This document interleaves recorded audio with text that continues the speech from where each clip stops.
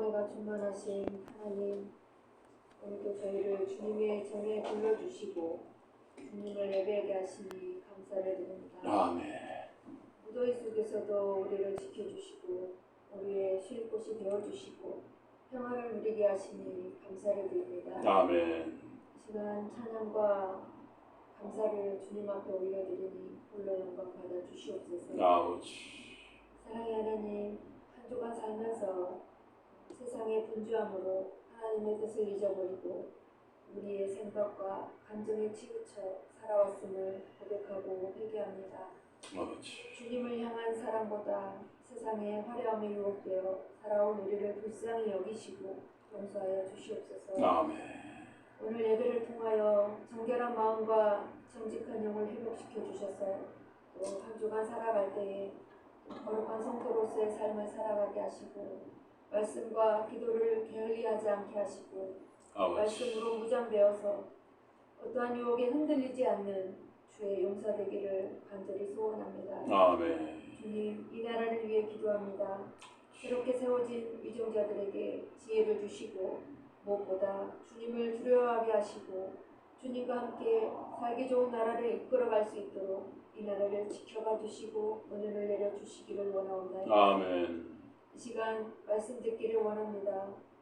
다니엘 서신 목사님을 성령님께서 함께 하시고 말씀 가운데 큰 영광 나타나게 하시고 말씀을 통해 깨닫게 하시고 힘을 얻게 하시고 위로를 얻는 귀한 말씀의 시간이 될 수 있도록 말씀에 집중하는 시간이 될 수 있게 도와주시옵소서. 아멘. 이 시간 이 예배에 친히 함께 하실 주님을 믿사오며 살아계신 예수님의 이름으로 기도드립니다. 아멘. 우리 하나님 말씀 창세기 1장입니다. 창세기 1장. 창세기 1장 26절부터입니다. 창세기 1장 26절부터요.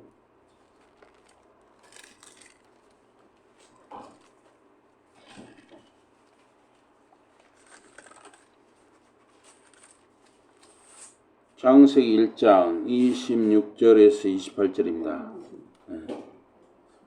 창세기 1장 26절에서 28절. 1장 26에서 28이요. 우리 한 목소리로 보겠습니다. 26에서 28 다 같이 시작. 하나님이 이르시되 우리의 형상을 따라 우리의 모양대로 우리가 사람을 만들고 그들로 바다의 물고기와 하늘의 새와 가축과 온 땅과 땅에 기는 모든 것을 다스리게 하자 하시고 하나님이 자기 형상 곧 하나님의 형상대로 사람을 창조하시되 남자와 여자를 창조하시고 하나님이 그들에게 복을 주시며 하나님이 그들에게 이르시되 생육하고 번성하여 땅에 충만하라. 땅을 정복하라. 바다의 물고기와 하늘의 새와 땅에 움직이는 모든 생물을 다스리라 하시니라. 아멘. 오늘 말씀 제목은 하나님의 형상, 하나님의 형상이라는 제목으로 말씀을 증거합니다. 성경은 이 하나님의 형상대로 인간이 창조되었다 말합니다. 그러나 요즘에 이 인공지능, AI, 또 인공지능 로봇 등이 발달해서 인간의 정체성, 사람이 누구인가, 사람이 무엇인가, 인간 정체성, 온단을 초래하는 그런 염려, 위기 상황에 우리가 있습니다. 그러고 나서 하나님께서 말씀하셨다. 우리가 사람을 만들자. 우리의 모습을 본따서 우리를 다 함께 만들자. 그렇게 하여 그들이 바다의 물고기와 하늘의 새와 집짐승과 모든 들짐승과 길짐승을 다스리게 하자. 하나님께서 창조하실 때 사람의 몸과 영혼을 만드는데 특별히 어떤 것을 사람의 마음에 담고자 의도하셨다는 것입니다. 우리 사람과 다른 이 동물들하고는 이게 아주 특별한 것이죠. 아주 특별한 차이죠. 우리 사람의 마음에는 이 몸과 영혼에 뭔가 특별한 것을 하나님이 담아 주셨다는 것입니다. 우리가 이 사람을 만들자 했을 때 우리라는 말을 썼어요. 성부, 성자, 성령 하나님께서 사람을 만드는데 함께 일하신 것입니다. 이 사람이라는 단어, 이 아담은 그 맹수들이라는 단어, 이 하이아트나 이 하이아트, 소수로 떨어져 사는 동물, 또 가축이나 무리를 짓는 짐승들, 베헤마, 또 기어다니는 동물들, 레메스, 이런 거와 구별하고 있습니다. 우리 형상대로 우리를 닮게 사람의 육신뿐만 아니라 영혼까지 하나님의 형상과 모양대로 지어진 것입니다. 하나님은 무한하신 분이십니다. 그래서 어떤 부분으로 제한받지 않으셔요. 하나님이 만드신 사람의 육체와 같은 육신적인 형상을 지닐 수가 없습니다. 그래서 우리가 뭐 이렇게 교회 안에다 무슨 하나님이나 예수님 어떤 그런 뭐 그림이라든가 이런 거 안 걸잖아요. 또 뭐 조각 이런 것도. 하나님은 눈으로 볼 수 없는 분이기 때문에 우리 어떤 그림이나 조각 이런 걸로 이렇게 하나님을라고 이렇게 하지 않는 것이죠. 그 형상과 모양은 그러니까 우리 사람, 하나님이 만드신 이 하나님의 형상대로 만든 사람의 그 형상과 모양은 지적이에요. 지적. 지적이다. 인텔렉추얼하다. 지적이다. 어째 우리 사람 어때요? 지정의를 다 담았죠. 우리 사람은. 사람의 마음과 사람의 영혼은 하나님의 성품과 온전함을 닮아 지어진 것이 분명합니다. 사람의 마음은 창조주의 손에 의해 특별한 능력이 부여되었습니다. 하나님 자신의 성품의 온전함을 담는 영을 사람에게 부여해 주셨습니다. 하나님은 영이 솟아나는 샘 근원이십니다. 그래서 그 영의 흐름은 반드시 그 근원을 담는 것이죠. 이 물도 어디서 흘러나왔느냐에 따라서 어째요? 그 물의 근원을 담는 것이에요. 우리가 지금 먹는 이 수돗물은 어디서 왔다고 합니까? 충주댐에서 왔다고 하죠. 충주댐 물을 우리가 끌어다 지금 먹는다고 그래요. 그럼 이 물은 그 근원, 이 충주댐에 있는 그 물을, 그 근원을 담는 것이죠. 하나님은 거룩하고 의롭고 지혜롭고 선하고 온전합니다. 그러니까 그 영의 근원이신 그 하나님, 거룩함과 의롭고 지혜롭고 선하고 온전함을 우리 사람 속에도 담아주셨다 하는 것입니다. 그 영, 우리 사람 속에 있는 영이 하나님에게서 솟아 흘러나온 것이기 때문에 원래 우리 사람은 불순하거나 불의하거나 무지하거나 악하거나 낮고 천하고 비열하고 사악한 것은 있을 수가 없는 것입니다. 최초에 하나님이 창조하신 인간에게는 이런 것이 있을 수가 없었어요. 그 영은 하나님의 형상을 따라 창조되었으니 사도 바울의 말처럼 그 형상은 의와 참된 거룩함과 지식으로 이루어졌습니다. 그래서 에베소 4장 24절 보니까 새 사람을 입으라고 배웠습니다. 이 새 사람은 하나님처럼 참으로 의롭고 거룩하게 지음을 받은 사람입니다. 의롭고 거룩하고 참되다는 거예요. 우리 사람은 원래. 또 골로새서 3장 10절에도 보니까 새 사람을 입었기 때문입니다. 이 새 사람은 자기를 만드신 하나님을 닮으려고 끊임없이 새로워집니다. 그래야 하나님을 완전히 알게 됩니다. 그래서 우리에게는 구원받은 자에게는 이 성화의 과정이 있어요. 여러분과 저는 이 성화의 과정이 있는 것입니다. 왜 지난주일에 예배 드렸는데 우리가 주일마다 예배를 드려야 되느냐? 이 성화의 과정이 있기 때문이죠. 어제 밥 먹었는데 오늘 왜 밥 먹어야 되느냐 이렇게 물어보는 사람 별로 없잖아요. 당연히 먹는 걸 알고 있잖아요. 우리 영적인 삶도 마찬가지죠. 어제 말씀을 읽었는데 왜 오늘 말씀을 읽어야 되느냐? 이 우리가 성화의 과정에 있기 때문에 말씀과 기도를 항상 멈출 수가 없는 것이죠. 고로 인간은 그의 마음이 지혜로웠고 그의 가슴은 거룩했고 그의 행동은 의로웠습니다. 그래서 이 성경 본문은 인간이 엘로힘, 신적인 복수의 작품이다. 성부, 성자, 성령의 작품이라는 것이죠. 그래서 우리와 또는 우리의라는 복수 대명사로 표시돼서 인간이 성부, 성자, 성령 하나님의 이 창조의 걸작품이라는 것을 보여주십니다. 이 놀라운 피조물, 이 경탄할 피조물 인간을 만드시는데 삼위일체 성부, 성자, 성령께서 그 경륜과 시행에 함께 연합하셨습니다. 이 경륜이란 말은 좀 어려운 말인데 하나님의 계획과 섭리와 보호와 모든 뜻이 다 담겨있는 단어가 경륜이라는 말이죠. 그리고 그들로 다스리게 하자 하나님께서 세상을 다스릴 수 있는 능력을 사람에게 부여해서 창조하셨다 하는 것입니다. 우리가 이 무엇인가를 다스린다 할 때 동물이든 식물이든 우리 사람이 다스리려면 어때요?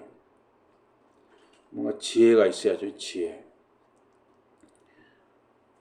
예를 들어서 닭을 몇 마리 키운다 해도 뭔가 지혜와 생각이 있어야죠. 네. 창세기 1장 27절에서 하나님의 형상대로 사람을 창조한 것을 반복에 강조하는 것은 우리 사람을 창조하신 것 자체가 하나님의 선하심을 드러내는 것이기 때문입니다. 또 우리 사람을 모든 다른 동물보다 더 탁월하게 뛰어나게 지으신 것은 우리가 타락한 것을 경고하시고 그런 하나님의 그 형상을 회복하려는 바람을 우리 안에 일으키시고자 하는 것입니다. 하나님께서 남자와 여자를 창조하시고 부부의 결합을 통해서 인류 사회를 이루어가도록 하셨습니다. 그래서 이 다처제, 남편 하나에 아내가 여럿, 이것은 부부의 신실함을 어기는 것입니다. 주 하나님께서 사람을 데려다가 에덴 동산에 두시고 그것을 가꾸고 보살피게 하셨습니다. 하나님께서 사람이 혼자 있는 것이 좋지 않구나. 그를 도와줄 알맞은 짝을 만들어 줘야겠다 하셨습니다. 그리고 하와를 아담에게 아내로 주셨습니다. 말라기 2장 15절을 보니까 하나님께서 둘을 하나가 되게 하시고 그들 안에 영을 넣어주시지 않았느냐. 그렇다면 그렇게 합쳐진 하나에게 바라는 것은 무엇이겠느냐. 그것은 바로 하나님을 섬기는 자손이다. 그러므로 너희는 너희의 영을 잘 지키고 젊어서 결혼한 부인을 배반하지 말아야 한다. 야훼 하나님께서 그들을 하나로 만들지 않으셨느냐. 이 구절에서 결혼은 하나님이 세우신 제도임을 말하는데 하나님께서 남자와 여자를 하나의 육체로 결합해 하신 것입니다.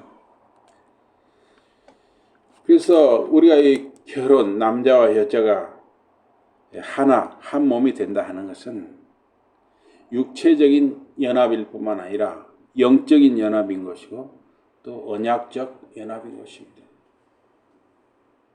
그래서 사람들이 이 결혼을 우습게 여기고 무슨 결혼은 해도 되고 안 해도 된다, 이런 참으로 이상한 생각을, 경거망동하는 생각을 하는 것은 이 결혼의 깊은 의미를 몰라도 너무 모르기 때문입니다.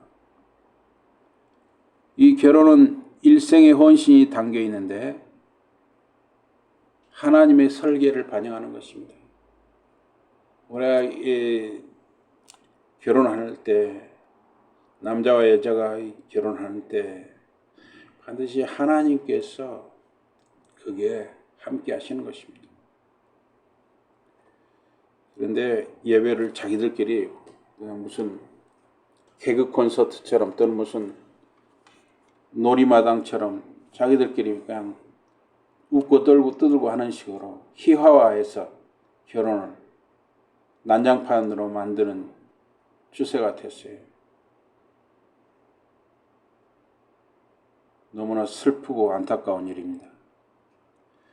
결혼 안에서 하나가 되는 것은 신실함과 일치됨을 강조하는 그의 백성과 하나님의 언약 관계를 이제 반영하는 것입니다. 그 성령의 한 몫을 가진 것이 아니냐. 우리가 결혼할 때 우리 남자와 여자가 이렇게 한 몸이 되면 그 부부가 육체적으로 하나가 될 뿐만 아니라 영적으로 연합하는데 그 속에 성령께서 그 영을 그 속에 집어넣어 주신다는 것입니다. 그 영의 그 몫은 하나님의 성령께서 그 결혼 언약 안에 함께 하셔서 그 부부를 연합하는 영적 결합을 제공하신다 하는 것입니다. 이것은 결혼이 어떤 사회적 계약에 그치는 것이 아니라 하나님께서 축복하신 거룩한 연합이다 하는 것입니다.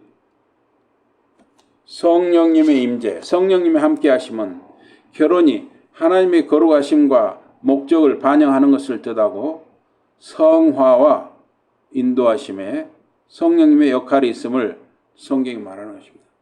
부부도 이 부부 생활을 하면서 부부와 함께 살면서 계속 성화되어 가고 변화되어 가고 성숙되어 가는 것이에요.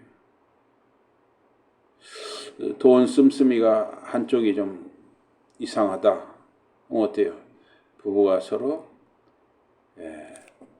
그걸 훈련을 받아가는 것이죠. 또 뭐 이렇게 신앙생활이 약하다. 그런 것도 서로 격려해가면서 더욱 성숙한 신앙생활로 가는 것이죠. 근데 부부는 평생 서로가 이 성화의 과정으로 가는 것입니다. 여러분, 이 그릇도 말입니다. 사람은 주어진 그릇대로 담을 수밖에 없어요. 그렇죠? 주어진 그릇대로. 큰 그릇도 있고 작은 그릇도 있고 그렇습니다. 중요한 것은 무엇입니까? 깨끗한 그릇이 돼야 돼요. 깨끗한 그릇. 질그릇도 있고 돌그릇도 있고 쇠그릇도 있고 금그릇도 있고 은그릇도 있지만 아무리 재료가 좋아도 더러우면 그게 깨끗한 것을 담을 수가 없습니다. 그러나 재료가 흙으로 되어 있을지라도 보잘것없는 것으로 구워졌을지라도 깨끗하면 깨끗한 것을 담을 수가 있죠. 그리고 그릇의 크기도 그릇의 상태도 우리가 살면서 계속 하나님께서 만들어 가시는 것입니다. 그런데 왜 남자와 여자가 하나가 되느냐? 결혼에 대한 하나님의 설계의 목적에 일치와 동역을 위한 하나님의 의도가 담겨 있다 하는 것입니다. 결혼은 교제를 넘어선 하나님의 주권적 계획과 목적을 담고 있습니다. 하나님은 경건한 자손을 원하시는 것입니다. 이 구절에 따르면 결혼의 목적은 경건하고 신실한 자녀들을 기르는 것을 포함합니다. 이것은 자녀들에게 주 야훼의 길을 가르치라는 부모에 대한 성경의 명령을 반영하는 것입니다. 신명기 6장 6절에 7절에 보면 부모가 여호와의 길, 주의 길을 자녀들에게 가르치라는 것이죠. 경건한 자손을 강조하는 것은 영적인 양육을 위한 안정되고 신실한 가족의 중요함을 강조하는 것입니다. 교회나 사회나 이 나라가 불안정해지는 것은 이 가족이 흔들릴 때 불안정해지는 것입니다. 그래서 이 가족이 안정돼 있으면, 영적으로나 육적으로 안정돼 있으면 이 사회나 학교나 교회나 나라가 든든해지는 것입니다. 이는 성경 기록대로 세대를 거쳐 이어지는 하나님의 언약적 약속과 연계되는 것입니다. 내 영 안에서 스피릿, 내 영 안에서 내 자신을 지키라. 이 권고는 경계와 자기 관리를 추구하는 것인데 개인이 내면의 영적 삶을 보호하라는 말입니다. 하나님과 타인들과의 관계에서 순전함과 신실함을 유지하는 것의 중요성을 강조합니다. 사람의 영, 이 스피릿을 지키라는 요구는 성경에 반복되는 주제이고 개인의 거룩과 책임을 강조하는 것입니다. 잠언 4장 23절. 그리고 내 젊을 적 맞은 아내와 신뢰를 깨지 말지라. 이 구절은 결혼 서약을 깨는 불신실함을 경고합니다. 이는 그 결혼 언약의 엄중함과 평생 신실함을 유지하라는 권면입니다. 내 젊을 적 아내는 일생의 헌신 그리고 처음 사랑과 약속을 각 개인에게 일깨우는 말입니다. 이는 이혼과 불신실함을 성경이 정죄하는 것을 말합니다. 마태복음 19장 6절. 그리고 결혼의 성결과 영원성, 영구성을 강조하는 것입니다. 우리가 한번 결혼하면 이 땅에서만 끝나는 것이 아니라 천국으로 이어지는 것이죠. 하나님께서 남자와 여자를 창조하셨습니다. 오늘날 남자들과 여자들 간에 차이가 없다고 말하는 사람들이 있습니다. 그리고 서로 권리만 주장하는 경우가 많아요. 책임은 하지 않으면서 권리만 주장하는 사람들이 너무 많아요. 자기 자리를 지키지 못하면서 엉뚱한 이야기를 하는 사람들이 너무 많습니다. 주어진 자리를 지킨다는 거 얼마나 귀한 것입니까? 하나님께서 남자와 여자를 창조하셨습니다. 하나님께서 남자와 여자를 창조하신 것은 그 차이를 의도하신 것입니다. 남자는 남자로, 여자는 여자로 그 차이를 하나님이 의도적으로 그렇게 만드신 것입니다. 그 차이는 선하고 의미 있는 것입니다. 남자는 여자가 아니고 여자는 남자가 아닙니다. 오늘날 그래서 성의 정체성 혼란은 참 슬픈 일이에요. 여자가 여자끼리, 남자가 남자끼리, 아주 이거 슬프고 악한 일입니다. 남성과 여성은 서로의 존재의 차이를 존중해야 합니다. 그리고 하나님께서 그들을 축복하셨습니다. 남자와 여자의 하나됨, 그 결혼을 축복하셨습니다. 하나님께서 인간에게 행하신 첫 번째 일은 인간을 축복하신 것입니다. 인간은 하나님이 주시는 선한 복으로 살아가는 것입니다. 저와 여러분이 살아가는 것은 하나님 주신 복으로 사는 것이에요. 생육하고 번성하라. 그 땅을 채우고 정복하고 다스리라. 자녀들을 낳아 기르는 것은 하나님이 기뻐하신 뜻입니다.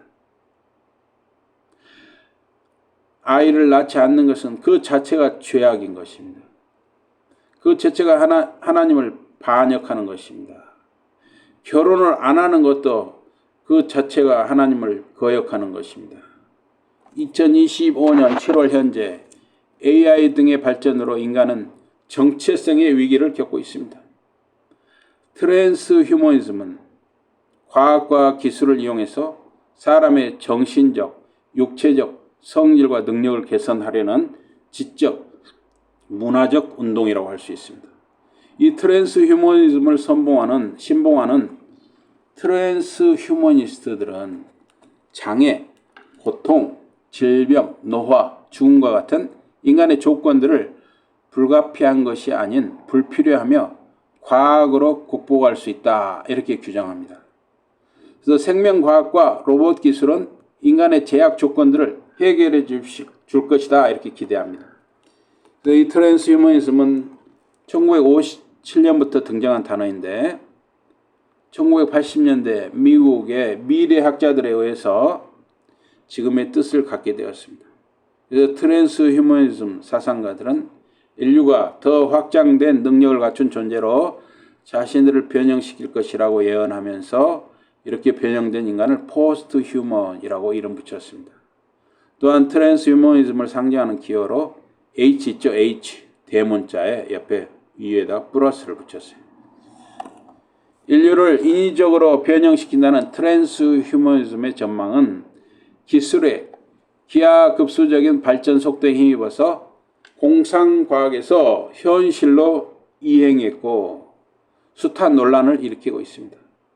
그래서 정치학자 프랜시스 후쿠야마는 트랜스 휴머니즘이 세계에서 가장 위험한 사상이라고 논평했고 과학 저술가 로널드 베일리는 인류의 대담하고 용감하고 기발한 이상적 열망이 담긴 운동이다, 이렇게 반박했습니다. 사람들은 계속해서 인간과 인간 지능을 결합시키려고 노력합니다. 일론 머스크가 2016년에 뉴럴 링크라는 회사를 만들었습니다. 2024년에 롤란드 알바흐라는 첫 환자에게 자체 개발한 링크라는 말은 연결이라는 뜻이잖아요. 링크라는 두뇌 삽입 장치를 시술했습니다. 트랜스 휴머니즘은 현재 인간 조건을 넘어서는 인간됨을 추구합니다. 트랜스 휴머니즘은 인간보다 뛰어난 인공지능을 인간과 결합시켜서 현재의 인간됨을 넘고자 시도합니다. 그러나 성경적 기독교 시각에서 인공지능은 하나님의 형상이 아닙니다. 인공지능은 영혼이 없습니다. 트랜스 휴머니즘은 하나님의 형상을 생각하지 않고 무시합니다. 그리고 트랜스 휴머니즘은 인간의 영혼을 거의 생각하지 않거나 부인합니다. 트랜스 휴머니즘은 기독교가 지향하는 바가 아니고 근본적으로 반기독교적입니다. 트랜스 휴머니즘은 호모 사피엔스, 인간을 넘어서는 것을 지향하는 듯합니다. 그래서 앤더스 샌드버그라는 사람은 우리들은 결국 더 이상 사람이 아닐 것이고 포스트 휴먼적 존재가 될 것이다, 이렇게 주장했습니다. 1948년에 태어난 레이 커즈와이르라는 사람은 1999년 당시에 영적 기계 시대다라는 말을 했습니다. 잘못된 형태의 휴머니즘, 원래 휴머니즘이란 말은 인본주의 이런 말이잖아요. 잘못된 형태의 휴머니즘과 함께 이 트랜스 휴머니즘은 하나님을 무시하는 것입니다. 인본주의라고 말하는 마르크스주의나 잘못된 휴머니즘은 인간을 파괴하는 것입니다. 신본주의는 생각과 삶에서 하나님 중심이에요. 신본주의는 모든 것에 질서를 부여해서 결국 인간의 삶을 복되게 하는 것입니다.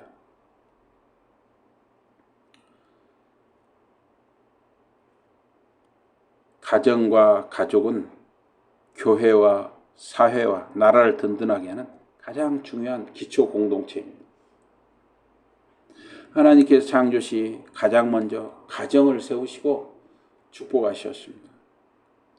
가족을 건강하게 평강으로 이끄는 길은 하나님 중심, 말씀과 기도 중심, 성령께서 인도하시는 삶을 사는 것입니다.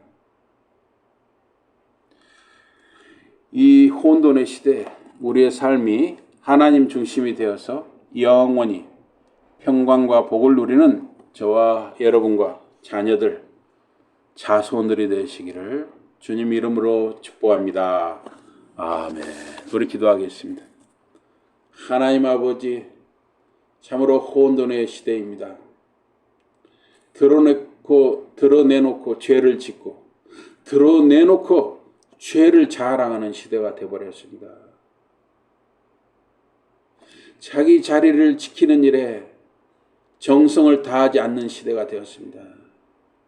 아버지는 아버지 역할, 어머니는 어머니 역할, 엄마, 아빠 역할, 아들, 딸 역할, 할머니, 할아버지 역할, 자기 주어진 자리, 자기 역할을 너무나 소홀히 하는 사람들이 많습니다. 그러나 우리 주님을 마음에 모신 저희들은 주어진 자리를 항상 소중히 여기고 날마다 말씀과 기도 속에 성령 하나님의 인도를 받아 하나님 중심으로 살아가는 저희들이 되게 해주시고 우리의 자녀들, 자손들이 되게 해주시옵소서. 그러한 삶을 살아가도록 우리가 저희들 자신을 쳐서 복종시키게 하시고 우리의 자녀들, 자손들을 끊임없이 권면하고 가르치고 위하여 기도하고 훈계하고 지도하는 그 책임을 다하게 하여 주시옵소서. 예수 이름으로 감사 기도드리옵나이다. 아멘. 고맙습니다. 우리 찬송 25장입니다.